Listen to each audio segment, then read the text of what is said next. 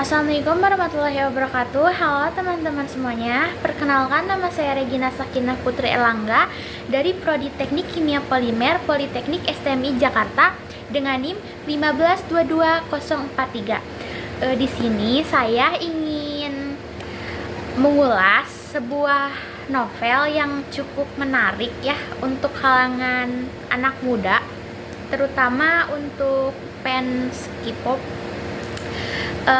Novel yang berjudul Tulisan Sastra karya Tender Lopa. Novel Tulisan Sastra ini memiliki 345 halaman dengan 36 bagian. Lalu tinggi dan lebarnya itu tingginya 20 cm dan lebarnya 14 cm.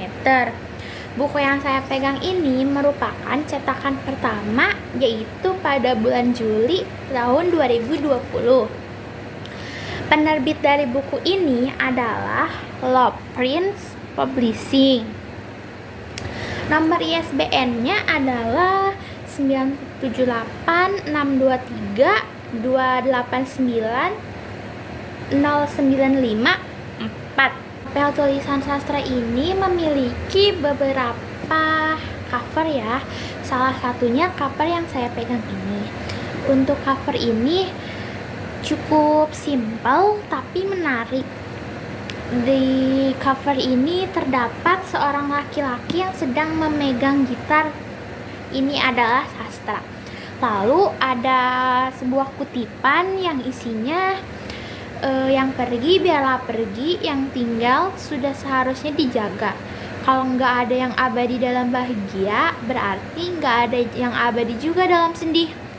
Cukup ngena ya kata-katanya.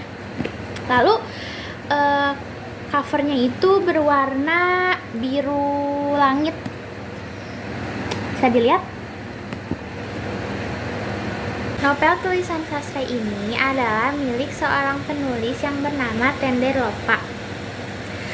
Tender Lopa adalah salah satu penggemar musik K-pop yang menumpahkan kegemarannya melalui menulis sebuah novel.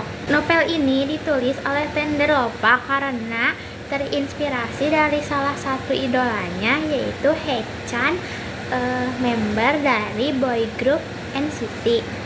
Menurut yang aku baca dari novel ini tentang informasi penulis, Tender Lopa itu cuma orang yang nggak pandai ngomong, sukanya bicara sendiri dengan bergelas-gelas kopi. Kalau lagi galau, kerjaannya cabutin rumput, sebab katanya setiap masalah selalu datang seperti itu, hilang dan tumbuh. Sementara buat dia, menulis itu satu-satunya cara untuk bisa berkomunikasi dengan banyak orang. Tentang apa saja, kesukaannya pada sastra dimulai sejak zaman SD. Lalu aktif menulis sejak tahun 2016 di sebuah platform penulisan, yaitu Wattpad. Katanya dia itu ada orang bilang kalau dia itu orangnya humble, tapi ada yang juga bilang kalau dia itu galak.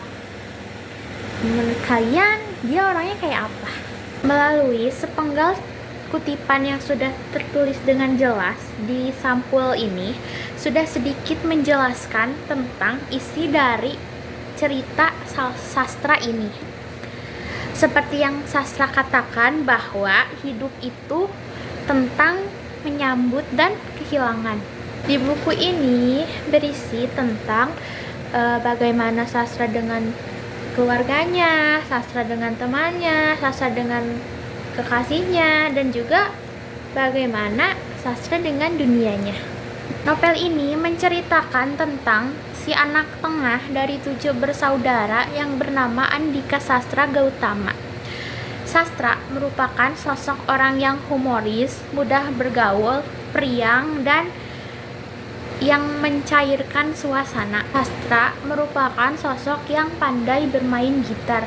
Kemanapun sastra pergi, pasti sastra selalu membawa gitar. Tetapi ada satu impian yang paling sastra inginkan, yaitu tampil di atas panggung sambil memainkan piano. Walaupun Sastra pandai bermain gitar, tetapi impian Sastra itu adalah seorang pianis. Kakak Sastra yang pertama yaitu Aditama Abelpan yang biasa dipanggil dengan sebutan Bang Tama.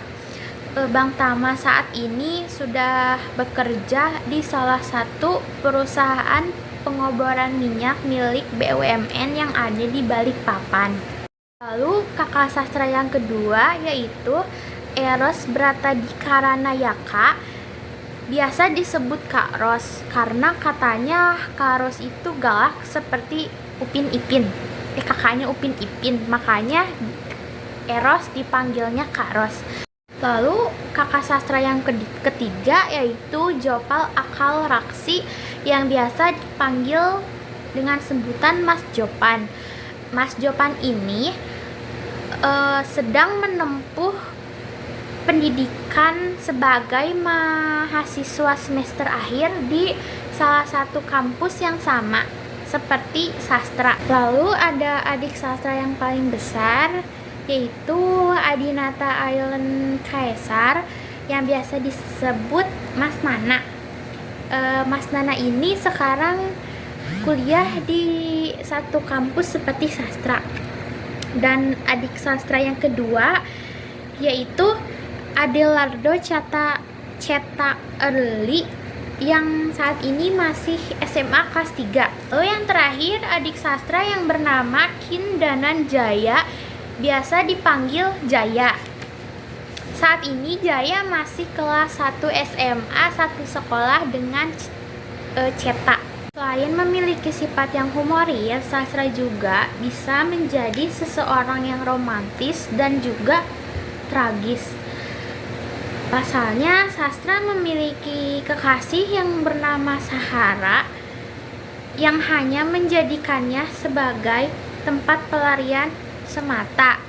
Berbeda dengan sastra yang menganggap Sahara sebagai sosok yang spesial dan menjadi sumber kehidupannya. Bagi sastra, impian sama halnya seperti tangga nada. Keluarga bagi sastra adalah garis pranada, sedangkan Sahara yaitu yang melengkapi jajaran not balok untuk menjadikannya lebih indah. Sastra menjalani hidup seperti remaja pada umumnya. Sudah 2 tahun sastra menjalin hubungan bersama Sahara. Seperti kebanyakan cerita fiksi yang lainnya, hubungan sastra dan Sahara tidak berjalan mulus, ada pasang dan surutnya. Tapi sastra juga tidak gengsi untuk menunjukkan rasa sayangnya kepada Sahara. Di saat Sahara sudah membuka hatinya untuk sastra, tetapi sastra memilih untuk mundur karena sampai saat ini pun Sahara masih mencintai mantannya, yaitu Jepri. Sahara ini bisa dikatakan sebagai kekasih yang buruk untuk sastra karena Sahara sering memberi makanan yang sastra tidak bisa makan. Sastra itu tidak bisa makan stroberi, tidak bisa makan sayur dan daging. Sayur dan daging apapun sastra tidak bisa memakannya, tetapi Sahara sering lupa dan sering memberi sastra makanan itu sehingga membuat sastra sering muntah-muntah dan berujung sakit. Mungkin itu terjadi karena Sahara tidak memiliki rasa cinta untuk sastra sehingga dia tidak mengingat tentang sastra. Jadi dia sering memberikan sesuatu yang tidak bisa sastra makan. Jadi dia bisa dikatakan sebagai kekasih yang buruk.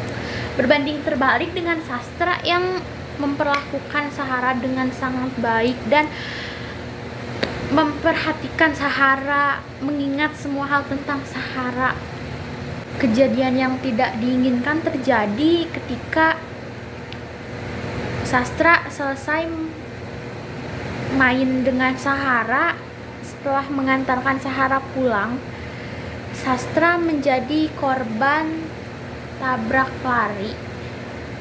Di saat hujan yang deras, Sastra tertabrak oleh mobil yang ternyata di mobil itu, yang mengemudikan mobil itu adalah Jepri, mantan dari Sahara. Sayangnya Sastra tidak bisa diselamatkan, dan kejadian itu memberikan kesedihan yang sangat mendalam bagi keluarga Suyadi dan juga Sahara.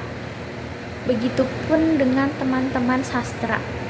Akhir dari novel ini adalah Sastranya meninggal, dan sudah pasti tidak happy ending karena tokoh utamanya pun meninggal kan.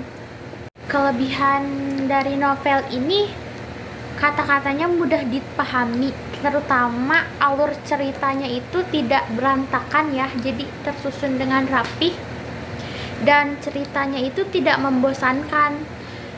Padahal kisah percintaan di novel itu sudah banyak, dan percintaan tentang bertepuk sebelah tangan juga sudah banyak kan, tapi penulisnya tuh bisa bikin novel ini beda, kayak punya vibes yang beda gitu. Jadi menurut aku ini novel yang paling favorit buat aku. Ini novel yang paling aku suka. Pelajaran yang bisa aku ambil dari novel ini tuh, sebisa mungkin kita hargain ya kayak hadirnya seseorang itu. Soalnya bakalan kerasa berat, kerasa nyeselnya tuh pas orangnya tuh udah gak ada di jangkauan kita. Terus ya buat hargain waktu aja lah, kayak soalnya waktu tuh gak bisa diulang lagi kan, apalagi pas orangnya udah gak ada. Ya hargain waktu, soalnya hadiah terbesar dari waktu itu ya kenangannya. Gimana kita mau bisa bikin kenangan sedangkan kita aja gak menghargain waktu yang ada pas lagi bersama. Mungkin cuman segitu yang bisa aku sampaikan dari mengulas novel ini. Kayak kurang lebihnya aku minta maaf ya kalau misalkan apa yang aku sampaikan itu gak jelas atau kurang jelas, kurang dimengerti buat kalian. Aku minta maaf yang sebesar-besarnya. Kalau mau tahu lebih lanjut, mau tahu keseruan novel ini kayak gimana, kalian bisa beli novel ini di Shopee, di Lazada, di Tokped, atau di e-commerce yang lainnya. Kalian bisa beli itu, harganya itu 99.000 untuk saat ini. Makasih, dadah.